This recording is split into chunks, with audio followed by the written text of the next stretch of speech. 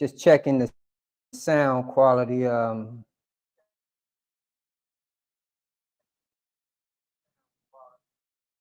real quick. Okay, I hope everyone can hear me okay out there.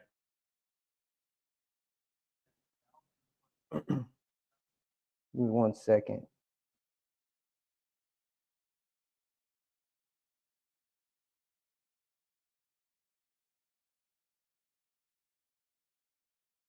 Please bear with me 1 second, brothers and sisters.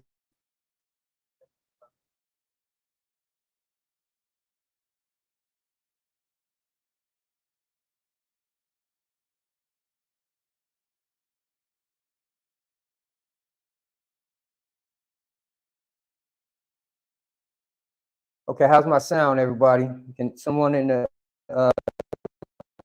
chat let me know if you can hear me well? And I do apologize for the technical difficulties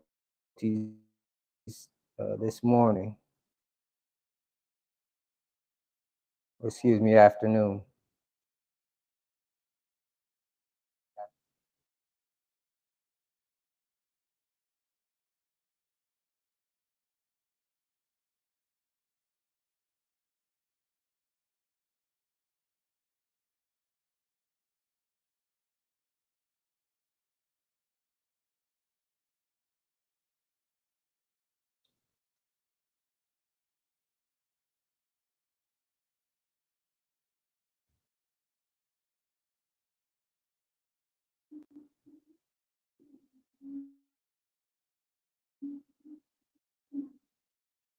Okay.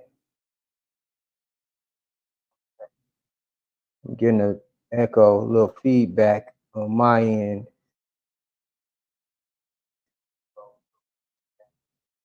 Let me see what I.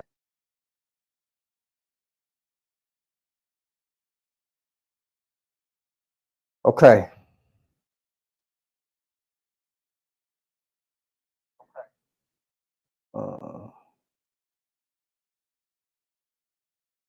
Is there an echo on your end, Brother Rashid?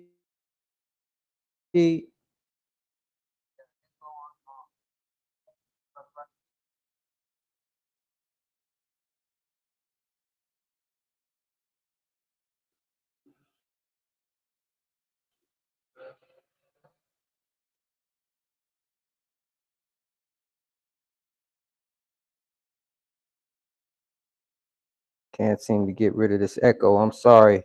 I apologize, brothers and sisters. Just give me one.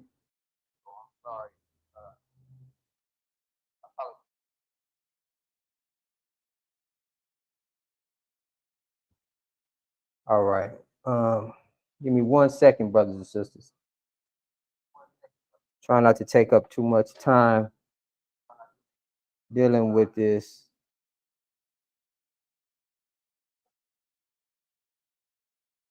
Okay. We're going to go ahead and move forward. Now, as always, we're taught in prayer. So at this time, I ask each and every one of you to stand in the position of prayer. And for those of you who are tuning in, the way we're taught to pray here at Muhammad's Temple of Islam is standing erect with our heels touching at a 45-degree angle, our hands extended as if we're receiving a gift, and our heads slightly bowed and our eyes closed to this wicked world. In the name of Allah, the Beneficent, the Merciful, all praise is due to Allah, the Lord of all the worlds,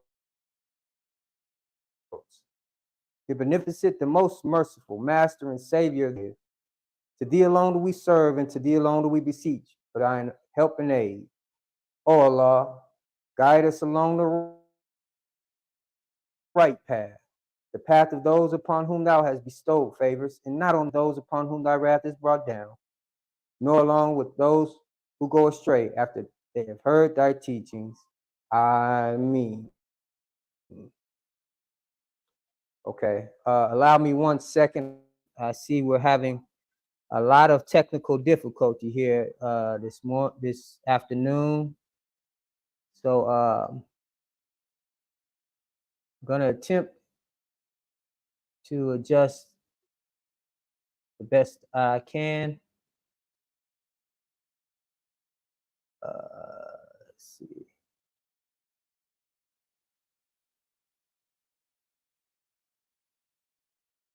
I'm not a computer tech, so I'm not very savvy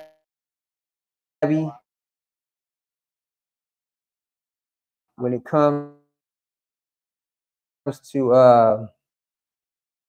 the technology. I believe it's my connection.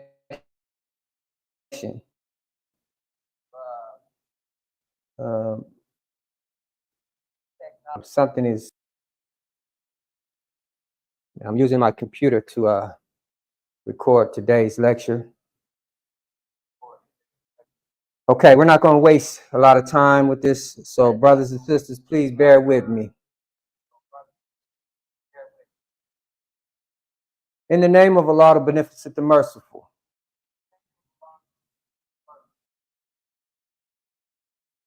The one God, the one true and living God, Yahweh,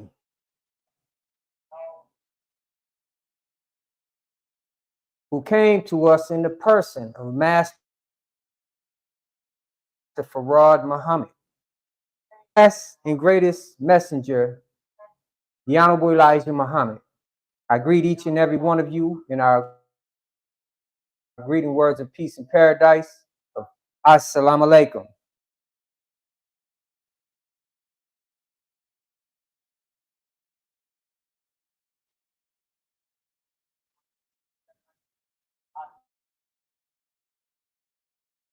Yeah, this Wi-Fi connection or my connection is not that great right now. Now,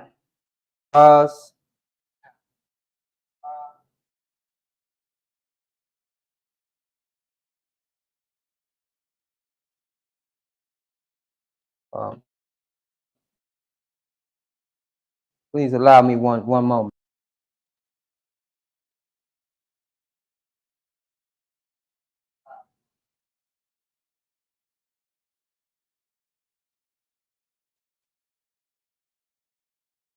Pardon me.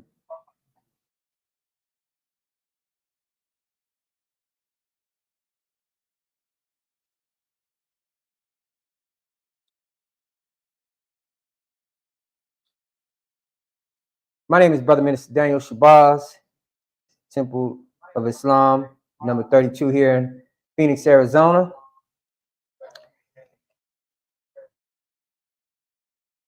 And I would like to thank each and every one of you for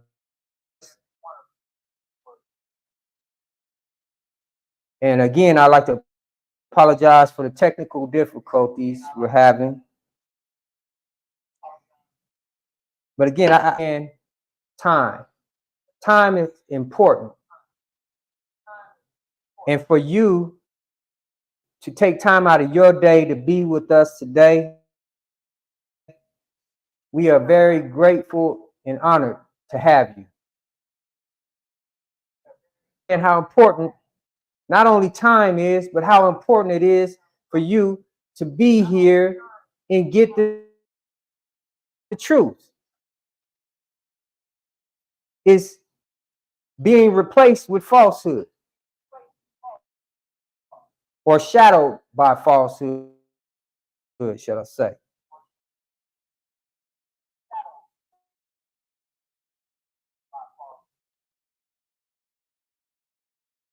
We're in a time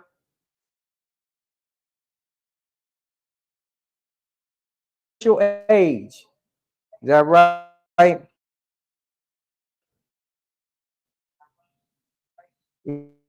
eating artificial food, have artificial, um, basically everything today. One would have to ask, what's real today? So in a time like this, there's nothing better than the truth, right? Here today is the truth. And what you're going to hear today, many people don't want. There are people that are doing all they can to prevent the truth from being spread. Get you prepared for today's lecture. And I want you to understand, you may hear some things be a little uncomfortable for you. But I want you to rest assured, brothers and sisters, we're not here to attack you. We're not here to belittle anyone or offend anyone. We're just only here to give you the truth as it was given to us. Now, we all know what they say about the truth. They say that the truth hurts. We, the followers of the Honorable Elijah Muhammad, are bearer witnesses of the truth. And we're taught to stand on the side of truth, even when it's against us. And I want you to know that this truth is for you.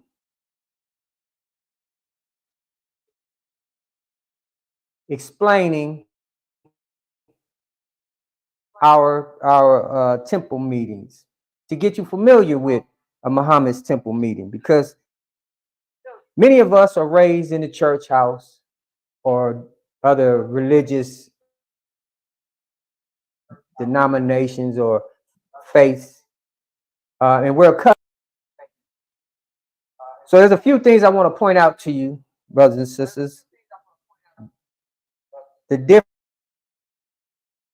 differences between what you're going to see versus what you see in other religious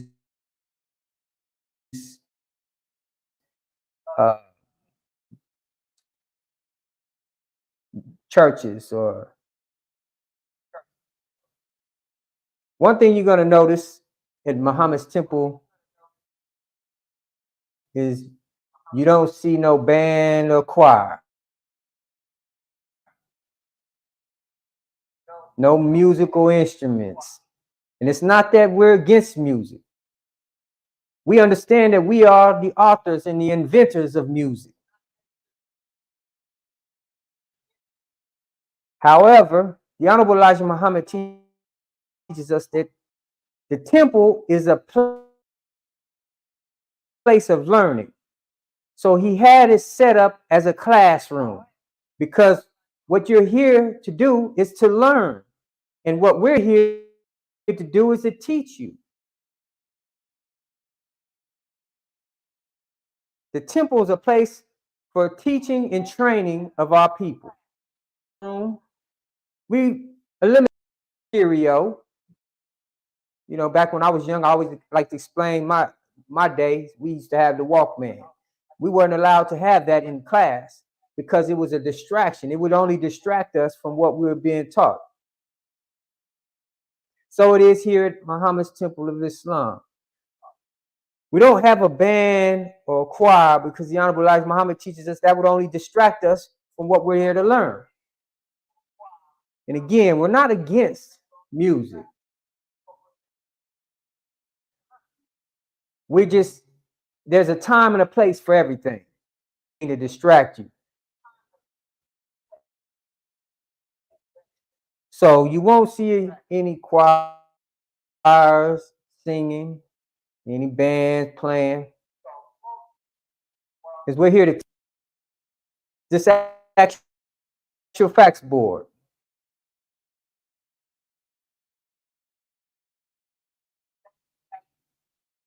Why? Because everything you see on here is an actual fact. Now, you may be looking at this and questions are forming in your mind, which is perfect. It's designed to cause you to question things.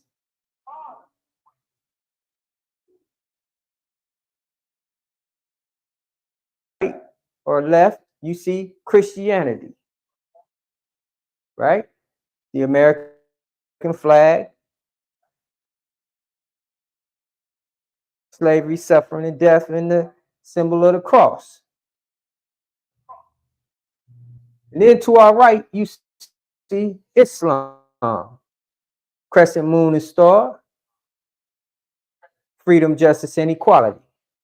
And in between the two, you see a question. Which one will survive the war of Armageddon? That's a great question, because many of us don't even realize we are in the war of Armageddon right now. The Armageddon is happening right now.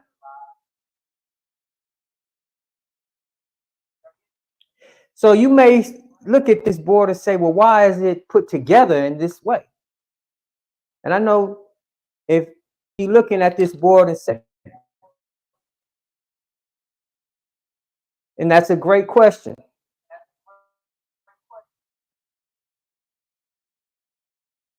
Well, we have to, the Honorable Elijah Muhammad teaches us that history best qualifies and rewards all of our research. So when we study history, we find out that under this, we received slavery, suffering, and death, right? We see that this flag here is what we suffered under. For now, there's a lot to it in this. I won't go deeply into our actual fact board today because I do have a subject I like to talk about, and for the sake. Now, just because we don't have a lot of time, I won't be able to go through all of this.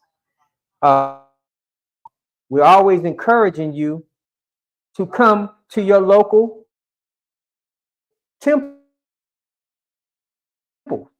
so you can get a better understanding of why this board is. But I will talk a little bit about it briefly. You have Christianity, the American flag. Why the American flag under America brags on being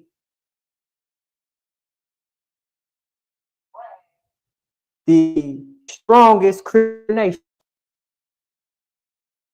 They have held that title. So this is considered a Christian nation. And that's a fact. Now, under this nation, our people have suffered slavery. That's a fact. Is that right? And we're still suffering today from the effects of it. Is that right? Injustice. We're a people for justice. We have to beg for justice.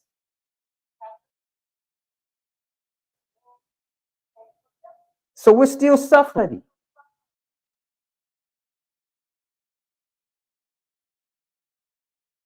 We had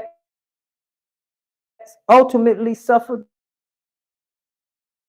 death. Is that right? Nation.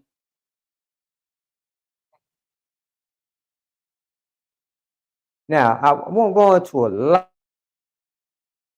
on this board, as I said, but I just wanted to give you some basis of why this board is put together like this and what it means.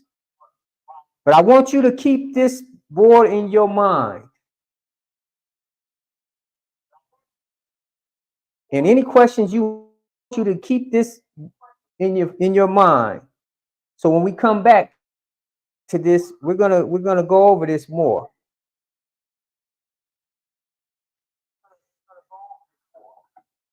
Inequality. This is what we're seeking today. And I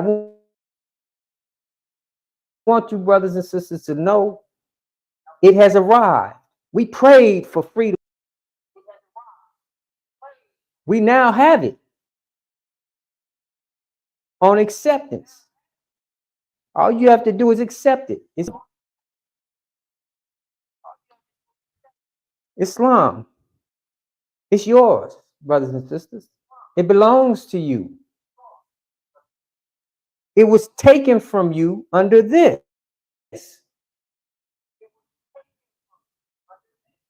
You lost your freedom. And like I said, we still begging for justice. And we have not reached equality yet.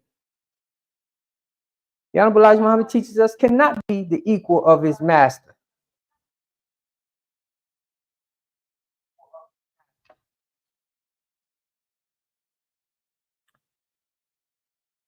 We survive the war of Armageddon. And we'll come back to that beautiful actual facts board. Let me get into my second dreadful day of the Lord.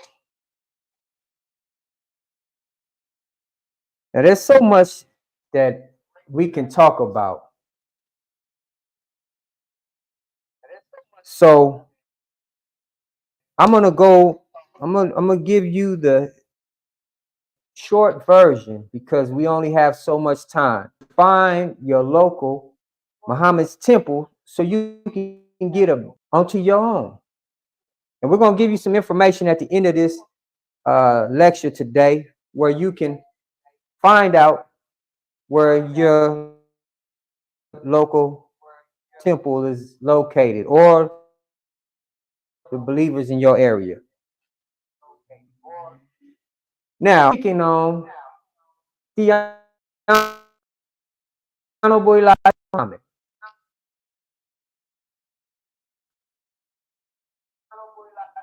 Because today there is so much confusion and there's propaganda out there,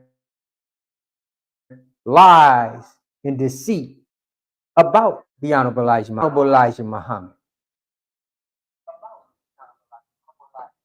The Honorable Elijah Muhammad is the messenger of Almighty God Allah. And I repeat, he's not a prophet. He was a messenger sent, or excuse me, risen among us to give us a message, to deliver us a message. He was not a prophet. He never claimed to be a prophet. Some people like to call him false prophet, but he never claimed the title of a prophet. In fact, what would a prophet do? All of the prophets before him prophesied to the end.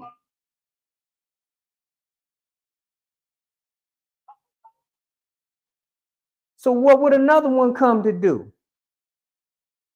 What would another prophet come to tell us? We've already gotten from all of the prophets before, they taught us from all the way up to the final destruction, to the judgment of this world. So there's nothing else that another man can come tell us. Only thing that we can be given is a warning. Goes completely to hell or destroyed.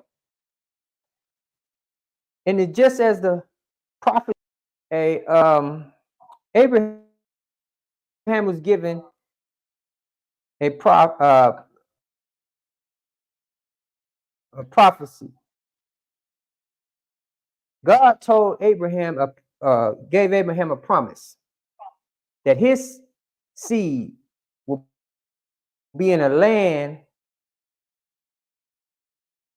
that is not theirs, and they will be tormented and afflicted for over 400 years. We have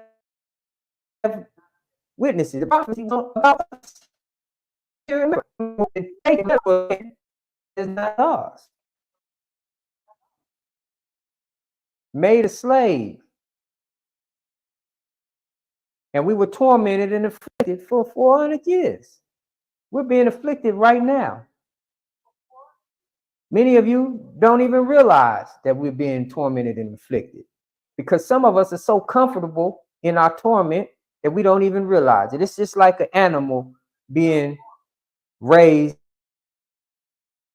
in a cage. That animal was born in a cage, because he was born in it. He was used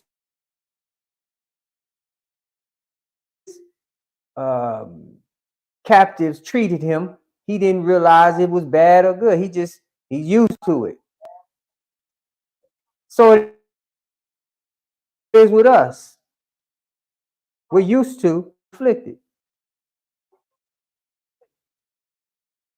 So the Honorable Elijah Muhammad teaches us that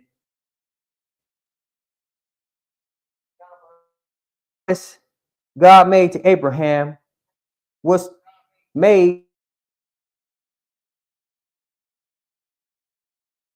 for us.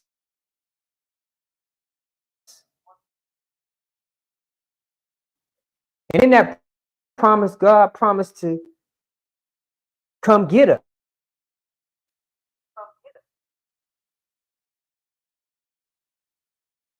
So, the Honorable Elijah Muhammad came to us, was risen among us with a message. He was given a message directly from the mouth of Almighty God Allah. So he never claimed to be a prophet. So those that accuse him of being a false prophet, saying these things to get you and our message and the messenger. But we want to make it clear to you, brothers and sisters, that he was not a false prophet because he never even claimed the title of prophet. He was a messenger. He was given a message and he delivered it to us. That was his mission. Messenger of God. Well, we have to look at a man's work. And you can tell, you can see the power of God working through a man when you study his work. Let's look at the Honorable Elijah Muhammad, right? This was a man born at the end of the 1800s. The Honorable Elijah Muhammad was born in October of 1897. I want your mind to understand. I want you to fix it in your mind. 1800s, 1900s look like for black people. And here you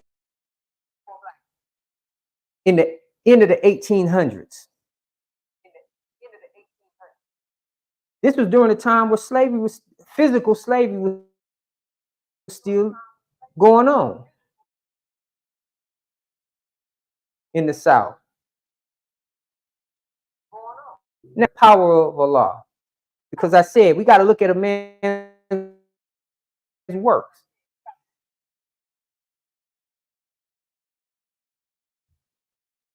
We got to look at his works. Here's a man. We're going to fast forward a little bit. Who made it to the third grade in education. So he had a third grade education. How many of you know a third grader today?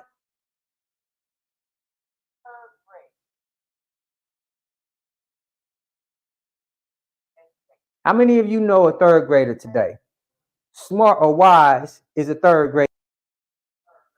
And then on top of that, imagine the third grade in the early 1900s.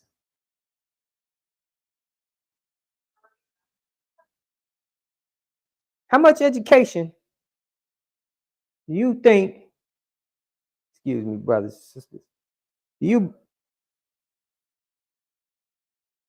you think they were giving out to black people in the early 1900s? Think over this. Now I want you to get your mind to understand what we have witnessed. Now, here's a man with a third grade education. Now let's the 1930s. It was in 1931 when the Honorable Elijah Muhammad met Allah, God, in person by the name of Master Farad Muhammad. The Honorable Elijah Muhammad said that when he heard him speaking, he knew it fit the description of the one that was prophesied to come.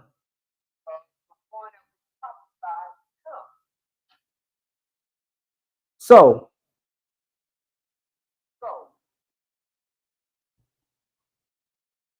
he was taught face to face with God. He didn't have a lay down and have a revelation. He didn't have a dream. No, he sat face to face with Almighty God Allah. And he was taught day and night.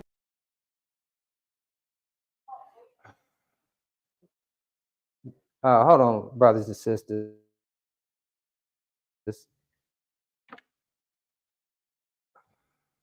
I apologize. Excuse me. So he was taught day and night for 3.5 years. Face to face from the mouth of God. He was given instructions of self. And he was given a message to deliver to us. A people who didn't know who they were. We didn't know. We didn't have a knowledge of ourselves.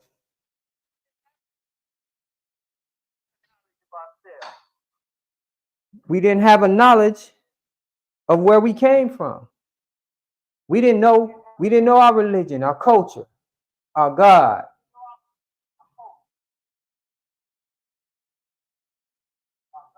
We were robbed of all of those things and got our people and brought them here to America. They erased their minds by taking the young, separating them from their parents. They would take,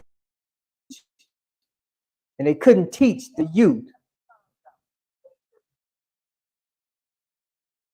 Sometimes they would poke their eyes out because they caught them drawing in the dirt. So they cut their eyes, poke their eyes out so they couldn't see it. They couldn't teach the youth. So without being able to teach the youth a knowledge of self and where we come from and who we are in our language.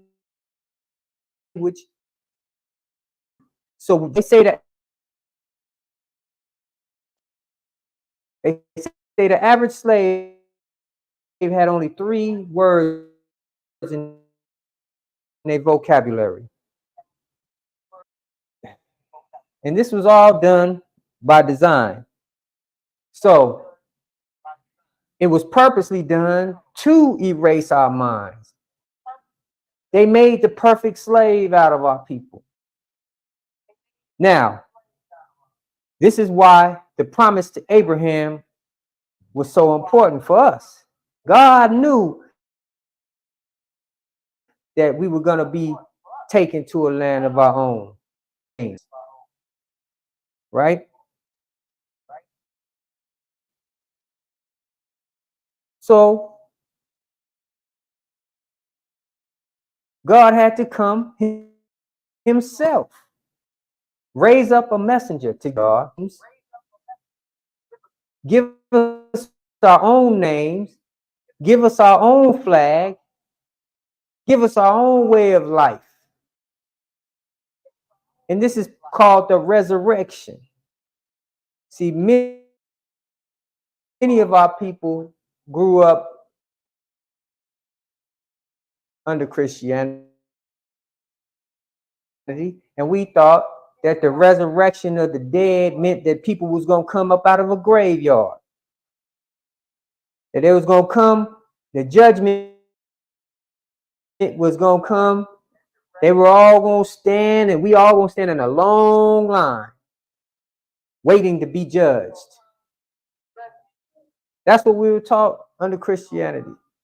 The Honorable Elijah Muhammad teaches us that that's not what the judgment meant in the Bible, where you going to stand in a long line and you going to come up out of the grave. The resurrection of the dead, when it said the dead must rise first, those of us that had just like, for an example, you have a man with an amnesia.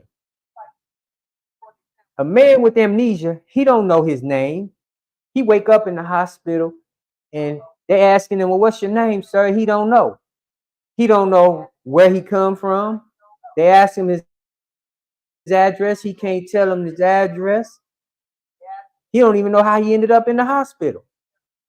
Amnesia. So we're people just like a man with amnesia. We don't know our name. We don't know where we come from. So when you have a man with amnesia in the hospital, they label him clinically dead. That's what amnesia is, clinically dead. So what it means is the knowledge of yourself.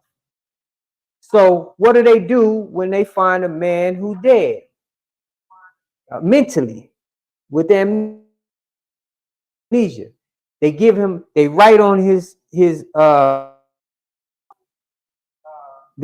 medical card John Doe, right? John Doe means he don't have a name. They don't have a name for him, right? This is what they do to people with amnesia. When they don't know who he is, if they found a man and he didn't have a wallet on him, no identification, they will give him the name John Doe.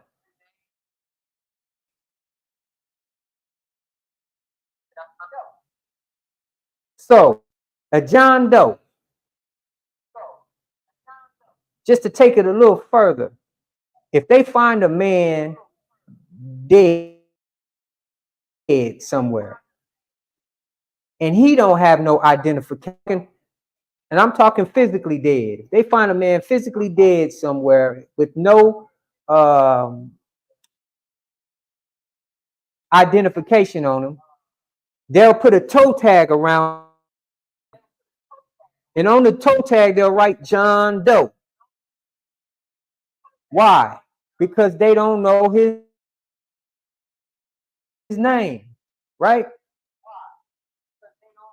So we are people who are like John Doe because we didn't know our names. We didn't come over here with these names. Billy, these are our names. We didn't come over here with those names. Those aren't our original names.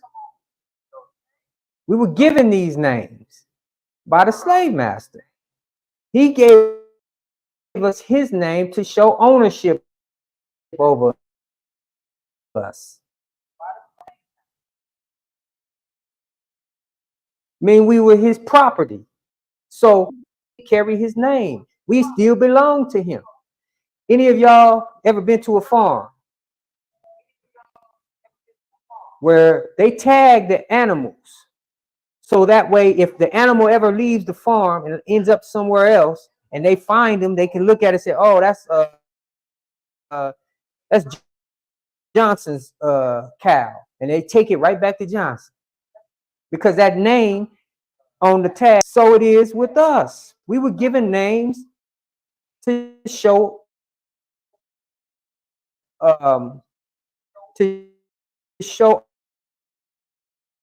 ownership over us. So the Honorable Elijah Muhammad was risen among us to teach us our original names, to give us our names back. See, that's the first step. That's the first step to freedom, is your name, getting your name back. Your first step to independence. You can't be a free people, a free man, or an independent man.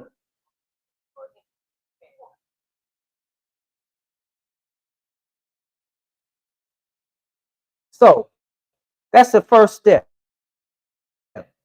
to freedom and independence. The Honorable Elijah Muhammad had to teach us our names. That's one of the first things we give up when we reclaim our own. We take on that X.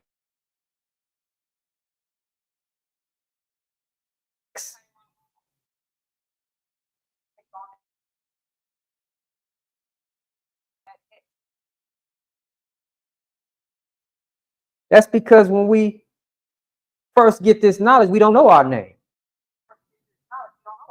Technical difficulties. Yeah, some reason my internet is not acting right. But the name. So we leave the name of our former slave masters and accept one of our own. That's the first step to independence. See, many of us still hold on to these names, and when, as the messages say, when the devil calls you, you come. Belong to him.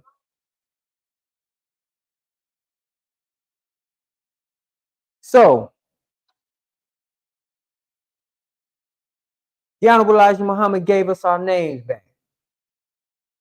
And what we've always been taught, slavery. We go to school, we don't taught a history beyond slavery in school anymore. So the Honorable Elijah Muhammad teaches us a history that goes back 76 trillion years. 6 trillion years of history on it. You may look at this board and say, I don't see 76 trillion years of history on it, but it's time. Unfortunately, today we don't have the time to go over that history, but we will. You keep coming back, brothers and sisters. And like I said, run to your local temple so you can get a better, deeper knowledge and understanding of what the Honorable Elijah Muhammad was risen to give us.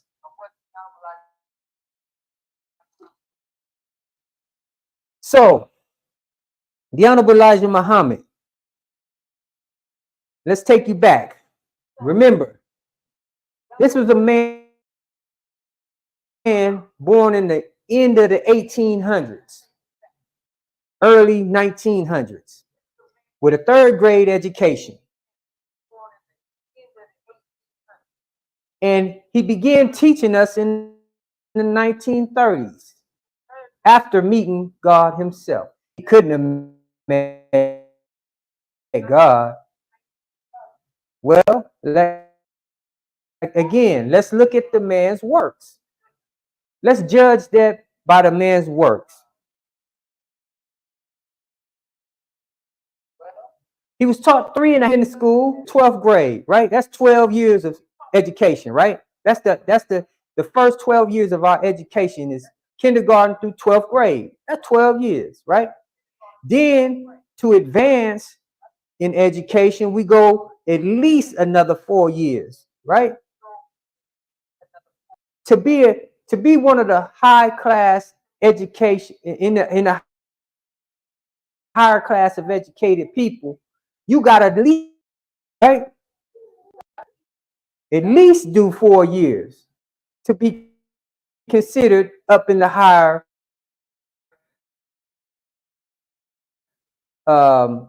realm of educated men and women. Is that correct? 4 years at least.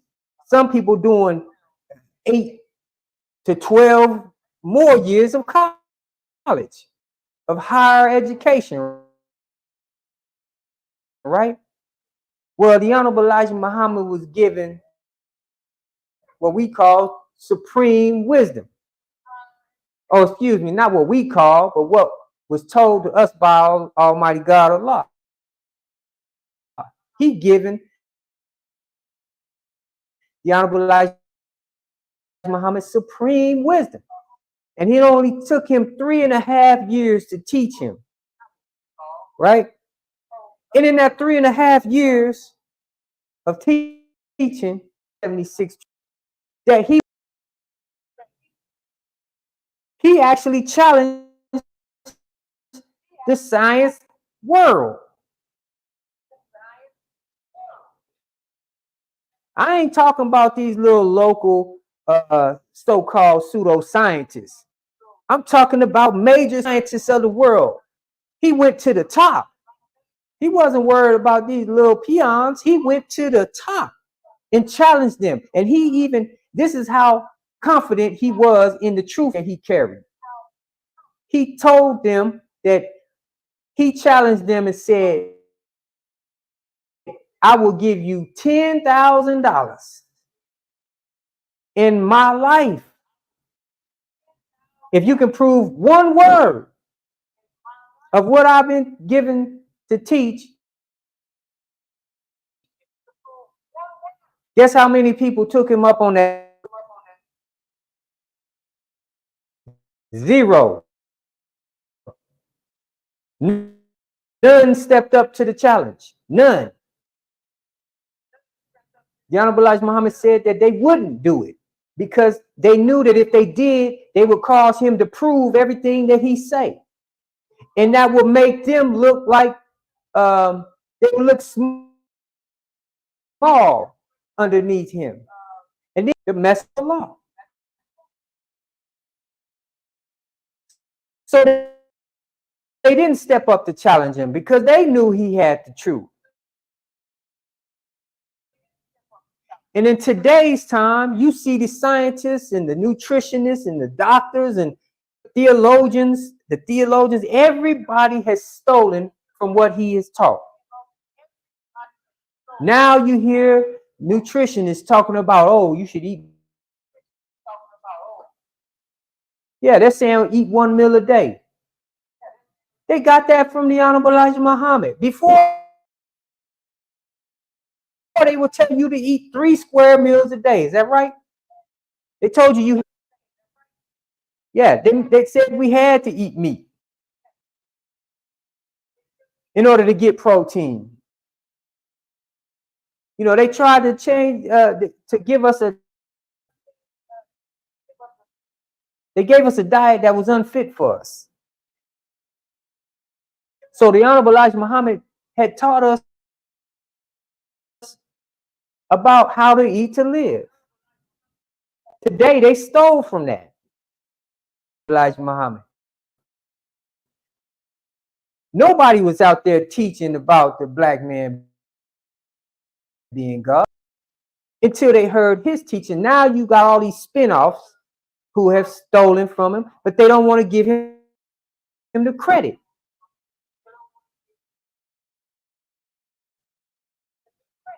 Why? Because if they gave him the credit, then the world would have to recognize him for who he is.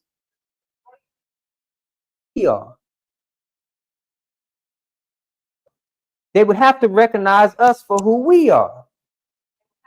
And they would have to bow down. They would have to bow down to the one who risen him up. The Almighty, the All-Wise, true and living God, Master Fard Muhammad. Oh, praise be to Allah. So, we got to look at his works.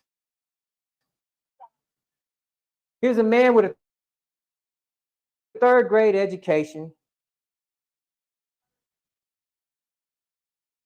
taught for 3.5 years.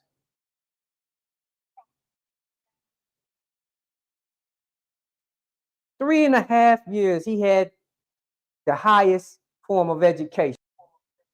And he proved it. Like I said, he challenged the scientific world. He challenged the theologians of the world today, the top theologians, the top scientists. And not only that, did he prove it that way? You know, let's look at his accomplishments. What a little man from Georgia with a third grade education in 3 years, 3.5 years of teaching has done for you and I. With that knowledge, he was able to build a within a nation. No one else has ever done that before. I know we love to praise Marcus Garvey, and hey, Marcus Garvey done some good things for our people. So I'm not here to diminish the good that Marcus Garvey done.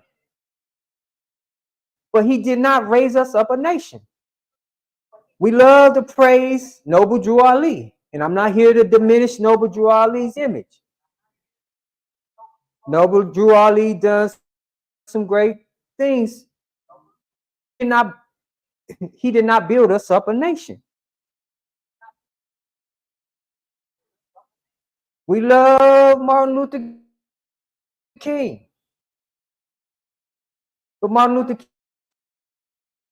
why is it that they do not mention the Honorable Elijah Muhammad in the history books? We love Malcolm X. They'll teach you about Malcolm X, which is his student. But they won't teach you about the teacher. Why? Because again, they would have to admit that he was right. So, with that being said, let's look at the work. He resurrected us. For the first time in our history, we seen black men standing up. Standing up. Fearless. We were no longer fearful. 1800s, all the way up to the 1930s, to the 1950s, to the 1970s, our people were in fear. Meetings, the Honorable Elijah Muhammad's meetings, because of what he said, they thought could get them hurt. And it could have. Many of our people died for less than what he was standing up saying. He stood up and spoke truth to power. Think about this, brothers and sisters. In the early 1900s, this is a little man with a third grade education standing up, speaking truth to power, saying is the devil. And he didn't get hung, lynched, burned, shot. That right there in itself teaches us there's what he was teaching. And there's somebody behind him who something kept him safe. So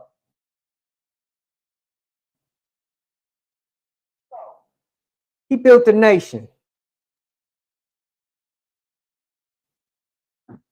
And inside of a nation. When I say he built a nation, he built everything that we needed as a nation. He built it. We had banks. We had housing development. We had farmland, thousands of acres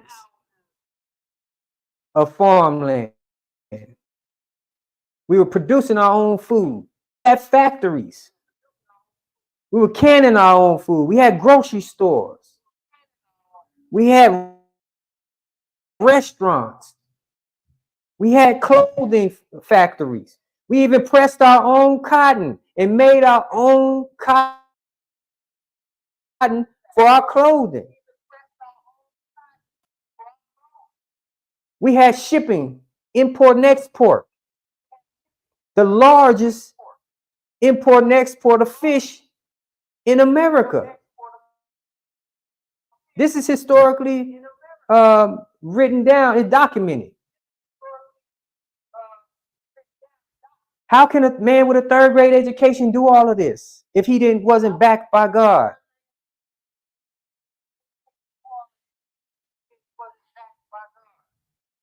There's so much more that I could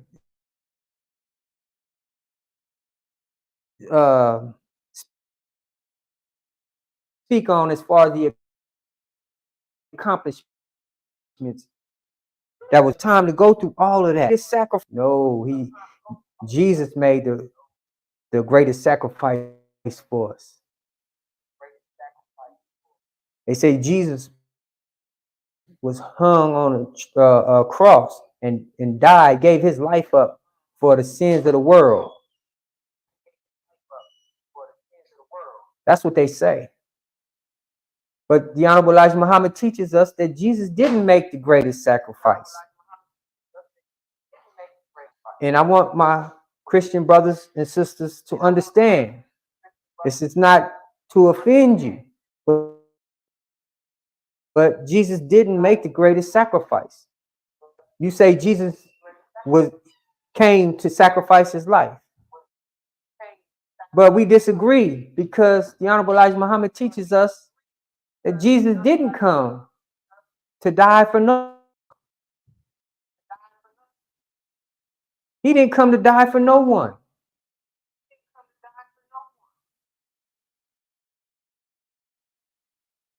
Jesus on a tree. Well, they say he was hung on the cross. However, he did not come to give his life. If he did, when they say when he was on the cross, he prayed and yelled out to God, "Why hast thou forsaken me?" Does that sound like a man who came to give his life?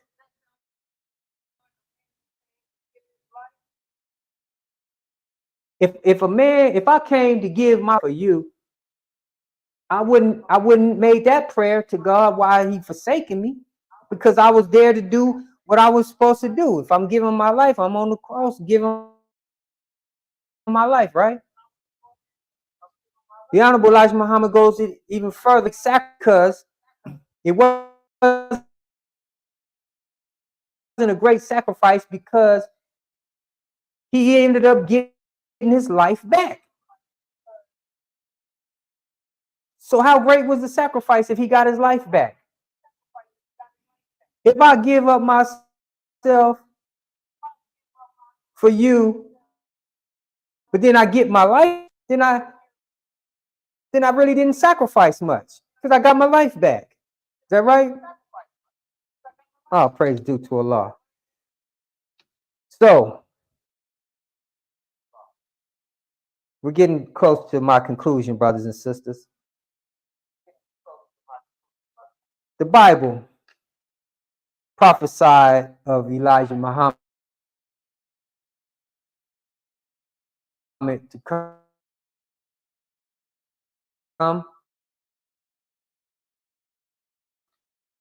in Malachi chapter 4, that before the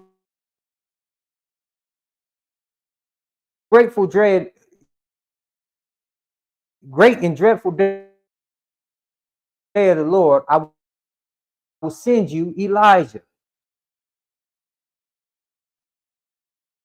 And Elijah has come, brothers and sisters. What? He's already come. He was risen amongst us already. And he gave us a message. And in that message, we had instructions. We also had warnings of what was.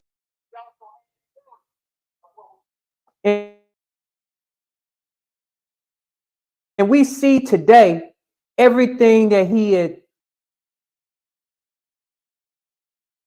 told us is happening. Watching it all play out in real time. See, this is what the Honorable Elijah Muhammad was risen for, to prepare us for the dreadful day, for the judgment, to make us qualified to see the hereafter. See, Allah was merciful enough to raise a messenger among us because he knew we were innocent.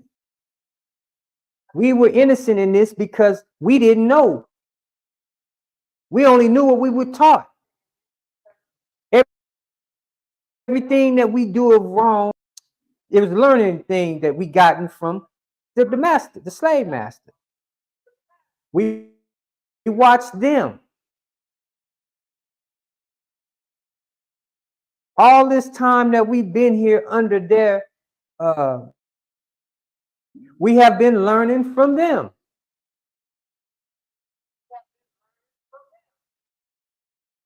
Who taught us how to be gangsters? We learned it watching them.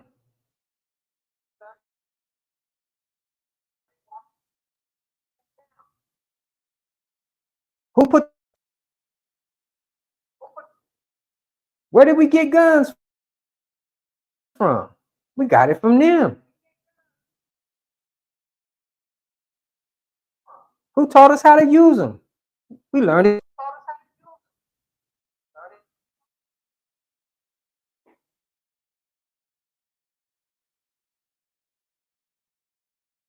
See, all the things that we do, you see us doing today, that's a learned behavior. We learned this from them.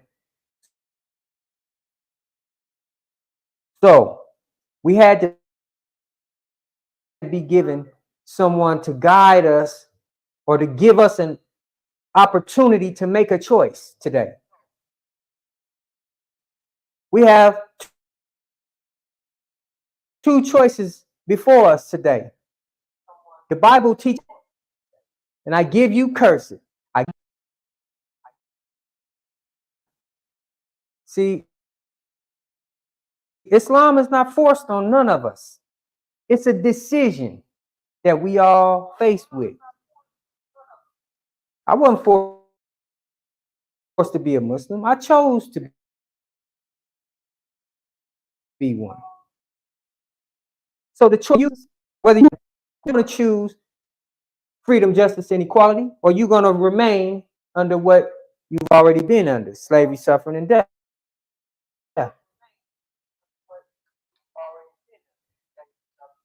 Well, brothers and sisters, this concludes my lecture today. There was so much I wanted to cover, but due to technical difficulties, I wasn't able to go over everything. Technical difficulties, and I pray that some of what was said today resonates with you, and you were able to get some understanding of what it is that we teach here at Muhammad's temple. And I pray that you have a better understanding of the Honorable Elijah Muhammad, because there is familiar with the Honorable Elijah Muhammad. But due to time, we didn't have enough time today, brothers and sisters. So again, we thank you for tuning in with us today. And we ask you to come back next week. Bring a friend and a family member with you, because it's important that they receive this truth just as well as you. All of our people need a chance to at least hear the truth. And what you do with it is up to you. But we all need at least the opportunity to hear it.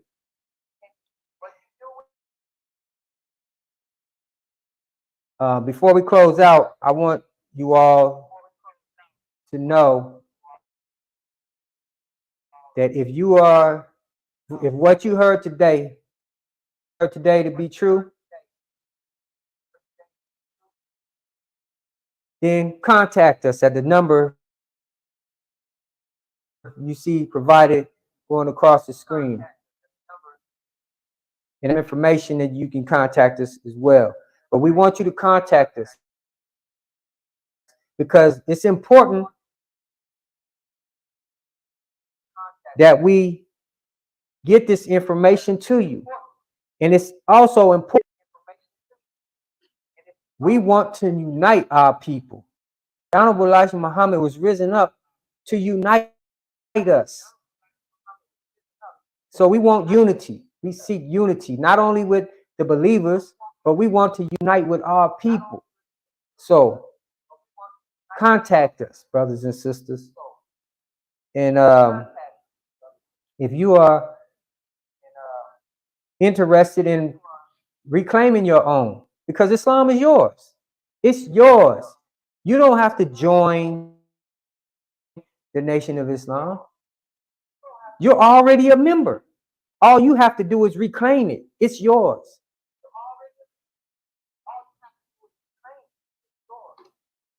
Be yourself and be yourself, brothers and sisters. Okay, at this time, we're going to go ahead and close out for today. Again, I'm Brother Minister Daniel Shabazz, and I thank each and every tuning in. Please come back. Contact us. Don't just sit on the couch and watch these lectures week after week. Some of the knowledge, but if you really want to get the whole, you got to come in. The Honorable Elijah Muhammad teaches us that Islam is a working man's religion. This ain't something you just get and sit down on.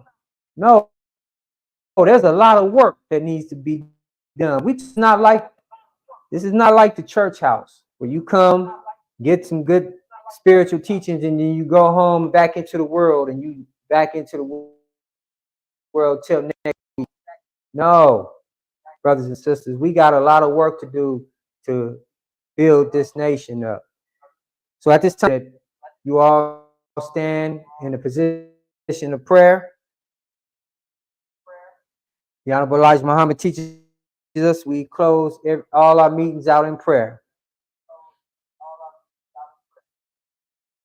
In the name of Allah, the Beneficent, the Merciful, all praise is due to Allah, the Lord of all the worlds, the Beneficent, the Most Merciful, Master and Savior of this day of judgment in which we now live. To Thee alone do we serve, and to Thee alone do we beseech for Thine help and aid. O Allah, please guide us along the right path, the path of those upon whom Thou hast bestowed favors, and not on the path of those upon whom Thy wrath is brought down, nor of those who have gone astray after they have heard Thy teachings. Say, He, Allah, is one God, the all-wise, the almighty Master Farad Muhammad, and we bear witness that the Honorable Elijah Muhammad is Thy last and greatest messenger to we, the lost and found members here in the wilderness. Amen. All right, brothers and sisters, we thank you once again, and we look forward to seeing you. Bring a friend with you. Bring 3 friends and family members with you next week. So at this time, I leave you in the same greeting words of peace and paradise that I met you with. In the Arabic language of Assalamu.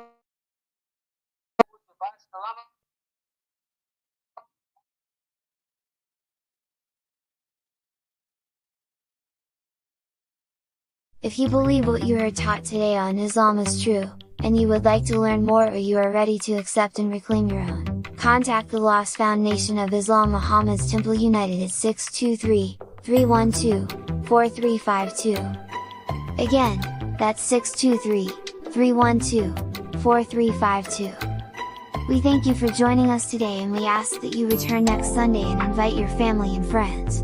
We ask your support so that we may continue to get the truth out to our people. You may contribute by